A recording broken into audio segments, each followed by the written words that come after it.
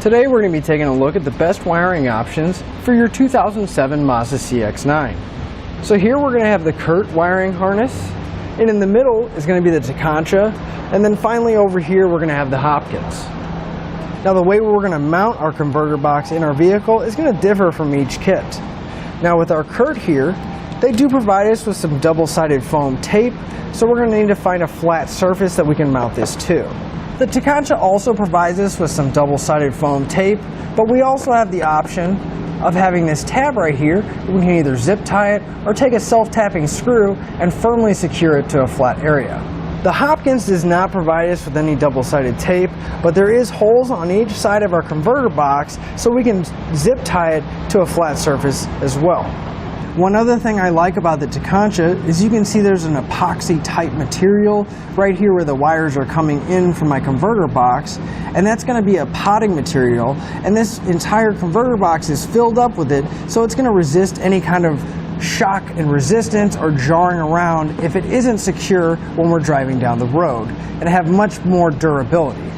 One thing I really like about the Hopkins kit here is that most of our connections are already made.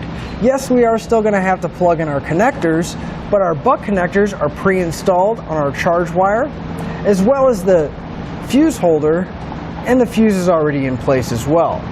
Another nice feature of the Hopkins is they do provide you with a small amount of dielectric grease. That way once you put your connections together, you don't have to worry about moisture buildup or any corrosion. Now one benefit that the Hopkins has that I really like is that since we are going to have to drop down our 4-pole out of our hatch and close it, we're not really going to have to worry about it damaging the wire, but Hopkins has taken the extra step to put a protective sheathing on there, giving it extra protection and durability. One benefit that Curt has that I like is since we are going to have to run a wire to our battery and the wiring is going to stay on the inside, we are going to have to go from the inside to the outside of the vehicle. Now they did provide us with some silicone, so once we find a grommet that we can go through, we can seal it back up. Now as far as power rating goes, our Curt and Tekonsha both are going to come with a 10 amp fuse, which is going to be plenty to run a basic trailer with all your lights. Now the Hopkins on the other hand is going to come with a much larger fuse. It's going to have a 20 amp fuse in there, so if you have a lot of lights on your trailer, I think this would be a good choice because it will be able to handle that. All three of our kits do come with the necessary hardware, zip ties, and self-tapping screws to get everything in place and secure. Now each of our kits are going to give it the same end result. We're going to get a 4-pole flat trailer connector, and they're all going to stay inside the vehicle. So when we're not towing it, we can go ahead and lift up our spare tire compartment and we can store it in there. Now each one of our kits are going to install relatively the same, and it's going to be pretty straightforward.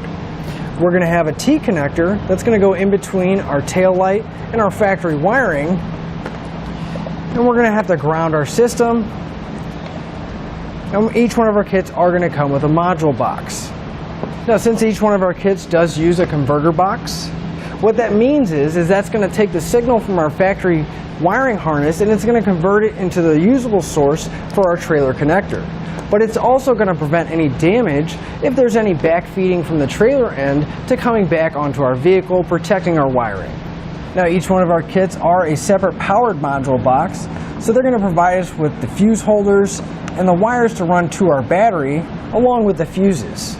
So to sum everything up, I think all three of these kits are going to be a great option, but if ease of installation is your concern, each one of these kits are going to install relatively the same, so I don't think there's really much of a benefit from one to the other.